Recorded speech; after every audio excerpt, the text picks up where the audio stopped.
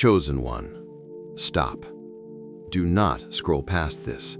Do not put it on in the background. Do not half listen while you do something else. This requires your full attention, every part of you, present right now. Because what God is about to say is the kind of message that changes everything if you receive it, and costs everything if you miss it. And He does not want you to miss it, not this time, not this message, not this moment. What God has been trying to get your attention about, He has been speaking for longer than you realize. Not in one dramatic moment, in small moments, quiet nudges, subtle redirections, conversations that felt unusually significant, songs that stopped you mid-breath, scriptures that seemed to leap off the page directly at you, doors that closed so firmly that no amount of pushing would open them. These were not coincidences. These were God trying to get your attention, trying to redirect your focus, trying to show you something important before the window closed and you kept moving, not out of rebellion, out of distraction, out of the busyness that consumes modern life, out of the noise that makes it so hard to hear what is quiet, what is patient, what is persistent, but will not shout. God was speaking, and this message is His way of saying, stop, listen, now, before what I am trying to show you passes by without being received. What you are about to miss if you do not pay attention. An assignment specific to your life that has a window, and windows do not stay open forever. There is something God has been positioning you toward, something that requires your full presence, your full awareness, your full willingness to see what He is showing you. And the distraction of this season, the noise of this season, the busyness of this season has been pulling your attention in every direction except the one that matters most. There is a person or people that God has been placing in your path, who carry a piece of your next chapter, and you have been so preoccupied with what is behind you, with what hurt you, with what did not work out, that you almost walked past them without noticing. There is a door that looks nothing like what you expected the door to look like. It does not have the right label. It does not arrive through the expected channel.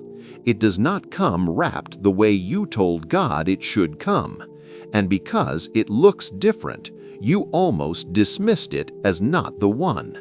Pay attention. It is the one.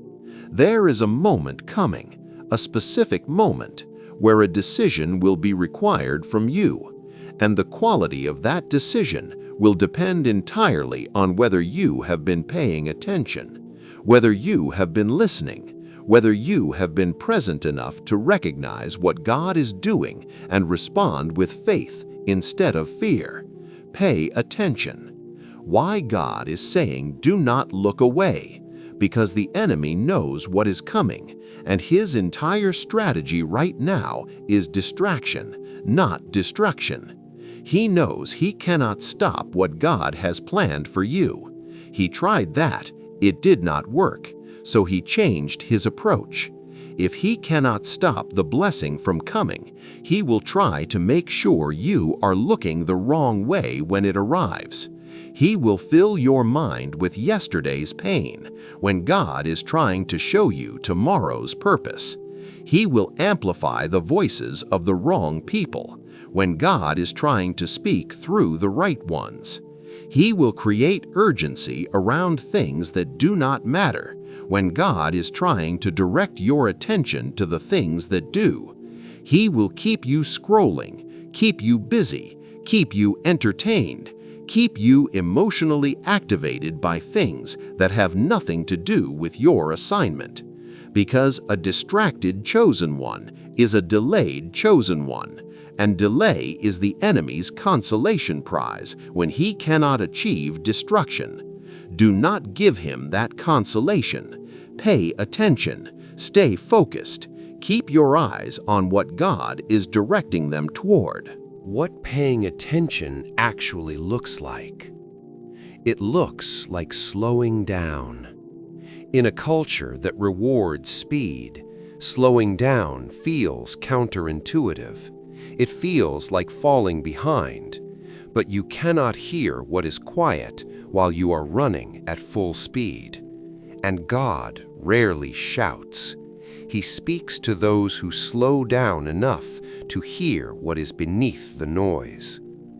It looks like guarding your mental space, being intentional about what you allow into your mind, what you consume, what you watch, what you listen to, what conversations you participate in, because your attention is a resource, one of your most valuable resources, and everything competing for it is not worthy of it. It looks like sitting with God before the day takes over, before the notifications, before the demands, before the world gets its hands on your attention. Give the first part of it to God, because what He speaks in those early moments will serve as the filter through which everything else in your day gets processed. It looks like noticing what you feel drawn to, what lights something up inside you, what keeps coming back to your mind, what feels significant even when it looks small. Those are breadcrumbs, God's breadcrumbs, leading you somewhere. Follow them. It looks like being present, fully present, in conversations that God orchestrated, in rooms God positioned you in moments God created specifically for you to receive something important. Because half presence is the same as absence when God is trying to speak. The specific areas you need to pay attention to right now. Your relationships. God is showing you who is genuinely for you and who is performing loyalty. He is making things visible that were previously hidden. Pay attention to what people do when it costs them something to be loyal. Pay attention to who celebrates you genuinely and who performs celebration while privately hoping you stumble. Pay attention to who you feel at peace around and who leaves you feeling drained and unsettled. Your body is speaking wisdom about who belongs in your next chapter. Listen to it. Your opportunities. Not all of them are what they appear to be. Some doors that look like blessings are actually distractions designed to keep you busy in a direction that was never yours. And some doors that look insignificant are actually the most important ones. The ones God has been building your whole life toward. Ask God for discernment about which is which, and pay attention to the peace or lack of peace that comes with each option. Because peace is God's guidance system, and it never lies. Your thoughts, specifically the recurring ones, the ideas that keep returning, the visions that surface in your quietest moments, the dreams that feel more real than regular dreams, the knowing that settles in your spirit before your mind can rationalize it away. Those thoughts are not random, they are messages from a God who communicates through the inner life of those who are willing to pay attention. Write them down, pray over them. Do not dismiss them because they do not yet make logical sense. Your time. Pay attention to where it is going, because time reveals priority. And what is getting most of your time right now may not be what deserves most of your time right now. The assignment God has for this season requires hours you are currently giving to things that will not matter in 5 years, that will not even be remembered.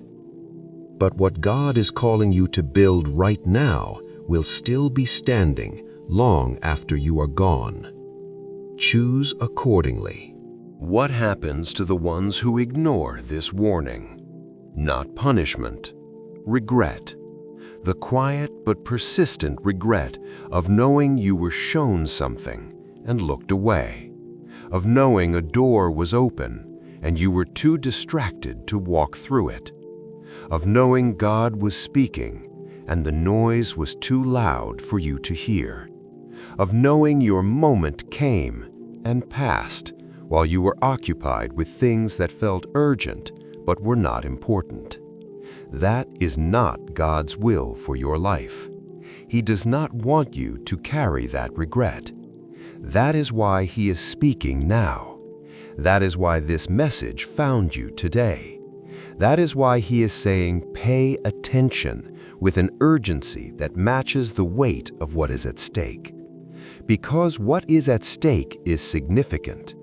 Your assignment, your next chapter, the people who need what you carry, the version of your life that God wrote before you were born, all of it is accessible through attention and closable through distraction. Pay attention.